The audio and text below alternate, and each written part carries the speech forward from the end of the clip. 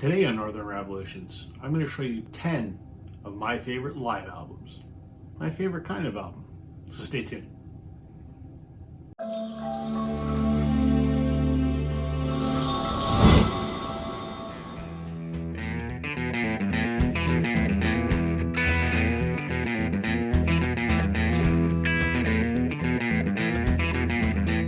Hey, violent community. Welcome to Northern Revolutions. I'm Rob. Today, I want to talk about 10 of my favorite live albums. I love live albums. I think they're my favorite thing to listen to, probably. I think there's just something about the magic that happens when a band or an artist is on stage and in the moment. And I don't know, I think it's a truer representation of somebody's talent. I mean, anything can be made to sound perfect in the studio. Granted, yes, I know you can do overdubs and stuff on live albums, and I'm sure there's a bit of that cheating in some of these live albums, but there's just something about the magic of a live performance. So I love when my favorite artist puts out a live record, and I have a ton of live records. If I showed every one of them, probably be here for an hour and a half. So I've narrowed it down to 10. I'm going to show you 10, talk about why they're my favorite. They're not in any particular order except for the last two, which are probably my favorite too. So before I get into that list though, if you could do me a favor, hit that like and subscribe button, and don't forget the bell notification to let you know when I upload new content. Thank you for everyone that has subscribed or liked my videos. I really appreciate it, and thank you. So without further ado, here's my, in no particular order, 10 favorite live albums. I will say my absolute favorite live album is not in this list because I've already shown it in another video, and that's The Last Waltz by the band. I think that's the greatest live album ever made. So with the exception of that, here's my 10 of my favorites. Okay, starting off the list, this is actually a promo disc. So one of my favorite bands, if you're a regular viewer of this channel, you've heard me talk about Blue Rodeo, country rock band from Toronto.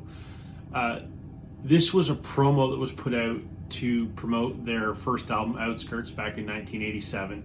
This was only released to radio stations or whatever, but occasionally these pop up on eBay.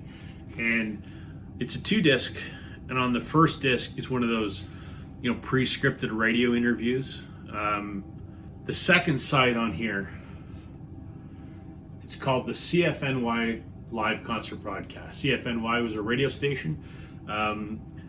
This was broadcast from a live performance at the Diamond in Toronto on November the 5th, 1987.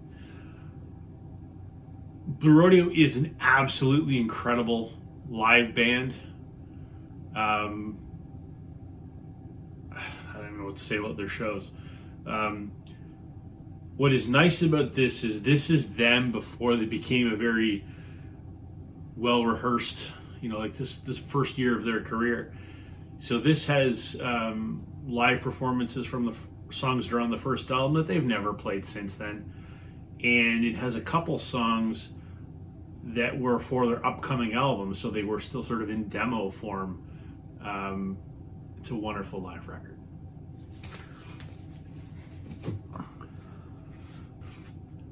So this next record holds a tremendous amount of sentimental value for me. This is Delaney and Bonnie and Friends on tour with Eric Clapton. This was my dad's favorite album, and in fact, this is his copy from the 70s. He always raved about what an amazing live record this is, and I agree. Delaney and Bonnie and Eric Clapton did a tour in England, and this was from the show in 1970 at the Fairfield Hall. There's only 8 songs on here, but it's just wonderful. If there's ever a live jam concert, I mean, this is the one. They were just in it that night. It's a wonderful performance. The interesting trivia about this record that maybe a lot of people don't know is on the front of the cover here, you see those feet sticking out of the car? Those are Bob Dylan's feet. He wasn't at the show, but that's just the picture that they used. Anyway, Delaney and Bonnie on tour there at Clapton. Great live record.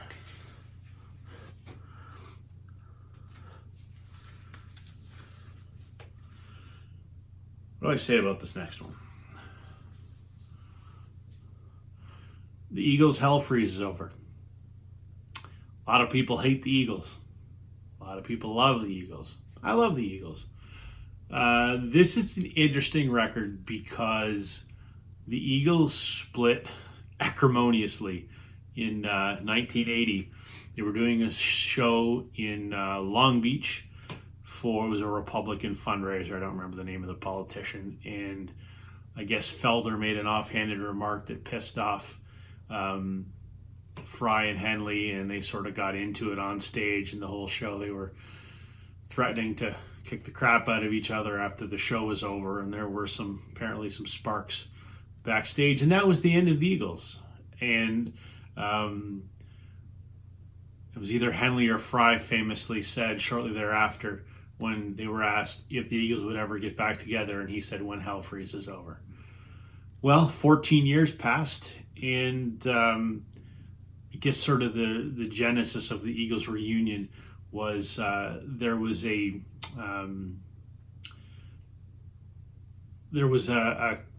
tribute album to the Eagles called Common Threads. I guess it was like a country tribute to the Eagles, and Travis Tritt did Take It Easy, and somehow he magically convinced the Eagles to appear in the video for that.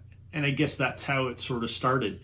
And they started doing rehearsals together and ultimately ended filming a 2-night reunion special for MTV at it was at the Warner Brothers studios in LA, and that resulted in this live record.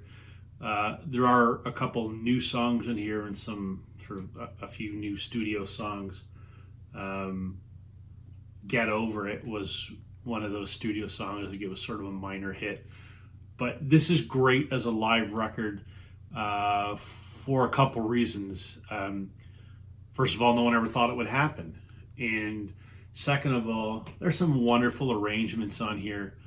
Some more acoustic-y arrangements, if you will. Like the version of Hotel California is a lot different than what you would have heard live previously. And for a band that hadn't played together in 14 years, they sounded fantastic. And they have been playing ever since. This was Felder's last release with the band. He was fired from the band, and I won't get into that whole kerfuffle or what I think about it. So anyway, the Eagles' Hell Freezes Over.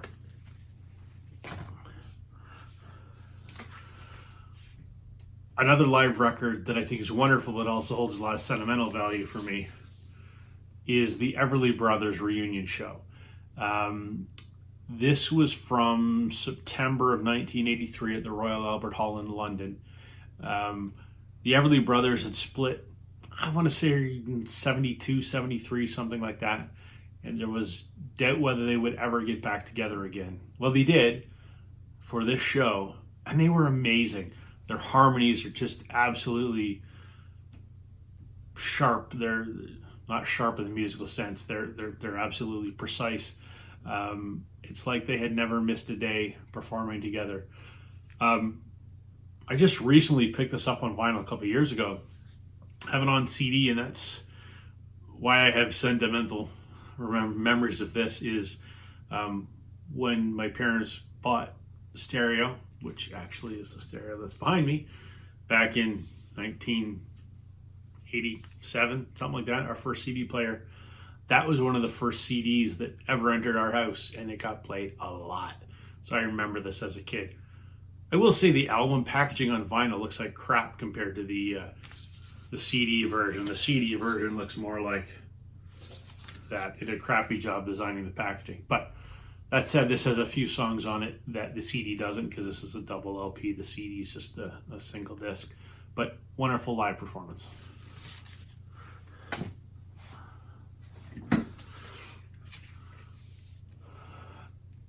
I mentioned in one of my other videos, just in passing, Fleetwood Mac's The Dance. This was sort of how I became aware of Fleetwood Mac. I mentioned that Rumors is one of the albums that defined me when I started listening to music, and it is. As I recall, when Bill Clinton was running for president, he used Don't Stop as his campaign anthem, and it sort of went viral in the pre-internet days. And as a result, Fleetwood Mac did this concert special. I don't know if it was just because of a result of that, but this was recorded in 1997. And what's significant about this record is this is the reunion of the Rumors lineup. So Lindsay, Stevie, Christine, John, and Mick for the first time since Mirage in '83.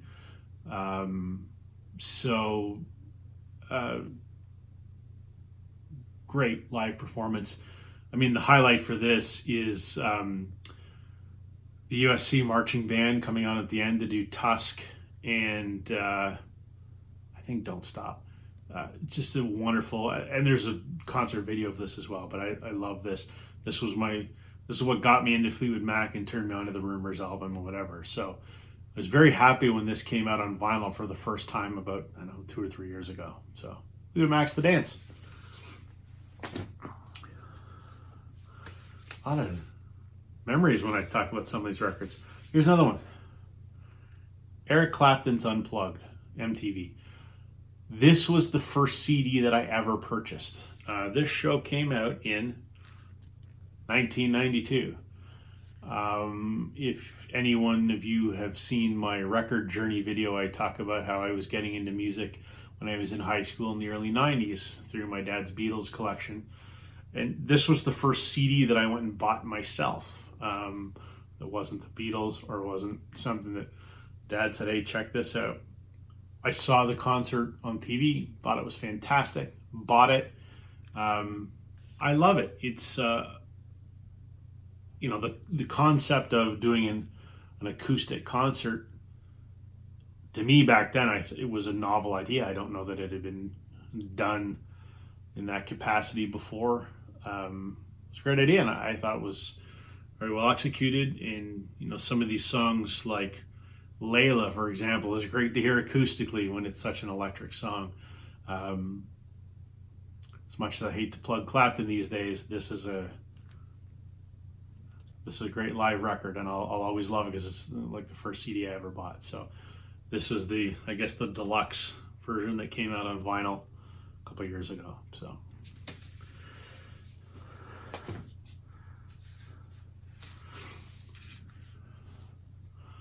another wonderful one. Levon Helm, Ramble at the Ryman. Levon Helm, the drummer from the band.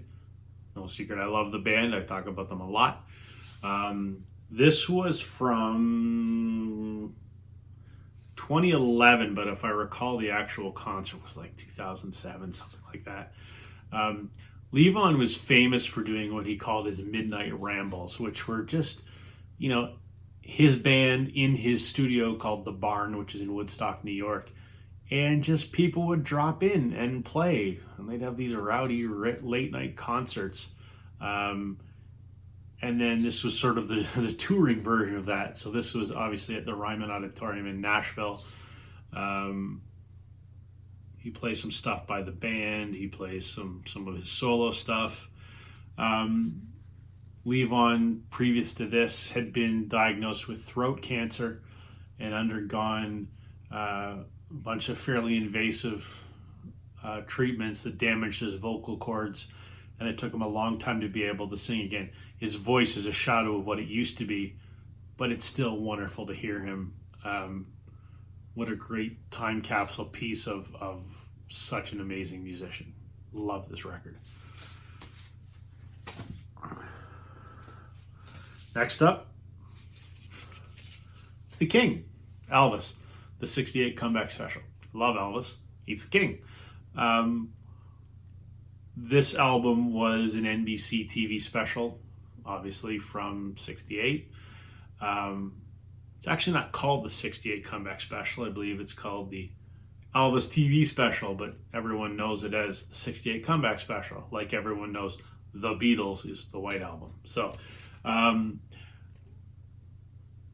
the impetus for this concert is Elvis, after he had gone into the Army and then got out of the Army and got into movies, and I guess was feeling sort of detached from the music industry. He hadn't performed live in 7 years, and I think he was sort of noticing that the quality of the music that he was putting out was not maybe what it could be. So he wanted to perform again. So they filmed a TV special that aired on NBC. For me, the highlight of this show is when they're performing in the round and Elvis has that leather suit on, which, God, had to be hot as hell. But man, that raw energy there. One of the greatest singers ever. Maybe not the greatest. I think that's probably Freddie Mercury, but I'll put Elvis as number 2. Just an amazing performance, and it was a wonderful point in his career. And then unfortunately he transitions into the diamond-studded jumpsuit phase after this, but wonderful live performance nonetheless. Okay, I'm down to my last 2. These are the 2 that I said are my favorite, aside from The Last Waltz. And I think these are probably tied. I mentioned this one before, but I can't do this video and not talk about it because I love this record so much. This is Matt Mays from Birdside with Love. Matt Mays is a rocker from Eastern Canada. I love his music so much. I could do a whole video on him, and in fact I might just do that at some point. This was a performance that was filmed in Burnside, Nova Scotia, which is out on the East Coast. It was a 2-night performance that they recorded audio and video for, and they made a concert film that was screened at the start of the pandemic. There was a big online screening, which I had a ticket for, and it was great. It's really looks like an MTV Unplugged. If you didn't know any better, that's exactly what this is. Matt is very loud electric rock. This is all acoustic, the entire show. None of these songs he's ever done acoustic before, so it is amazing to hear these songs done this way. So it's his full band, and it's augmented by a couple of musicians, Kendall Carson on fiddle, and Asa Brosius on pedal steel. I think he plays mandolin. Just a wonderful live performance. This is a nice triple LP. I'm fortunate that this is a signed copy of the album. So wonderful rock, acoustic, MTV, but not MTV Unplugged. I just can't speak enough about this record. Only makes sense if you've heard the rest of Matt Mays' stuff to know why this is so amazing. So if you haven't checked out Matt Mays, please, please, please, please, please do. He's amazing. And the last one. Can you guess? I didn't do The Last Waltz, so I did A Rock of Ages by the band. You know I love the band. You know why I love the band. I talk about the band all the time. I think the band's awesome. This is as good as The Last Waltz, but for different reasons. The Last Waltz is a concert spectacle. It's the band and a whole lot of their famous friends paying tribute to the band and celebrating their music as their last performance. This is, I would argue, this is the band at the height of their power. This is after their 4th album, I believe, in 1971, if I think I'm correct on my year. They had a week-long residency at the Academy of Music in New York, and they did a series of shows, and the highlights of that are this record. It was released on CD a few years ago in its, much larger, I think, 4 CD thing called Live from the Academy of Music. I still prefer the original Rock of Ages. It's great. Robbie Robertson had commissioned a horn section to accompany them on a lot of tracks, which sounds great. Bob Dylan made a surprise appearance for, I think, 3 or 4 songs. This is just the band, with the exception of Dylan showing up. This is just the band doing exactly what they do, being probably the most gifted, talented, hardest working musicians in the business at the absolute peak of their creativity and peak of their performing prowess. This record, if you haven't heard it, please do. It's phenomenal. That's my list of my 10 favorite live albums. I'd love to hear what you think of my choices. I'd love to hear what you think are your favorite live records, or what are live records I should probably listen to. Leave them in the comments. I'd love to hear what you think. Thank you, everybody, for tuning in. Again, if you could hit the like and subscribe, that would be greatly appreciated. That's all I have for today, everybody. Thanks for tuning in. I'll see you guys again real soon. Catch you on the flip side.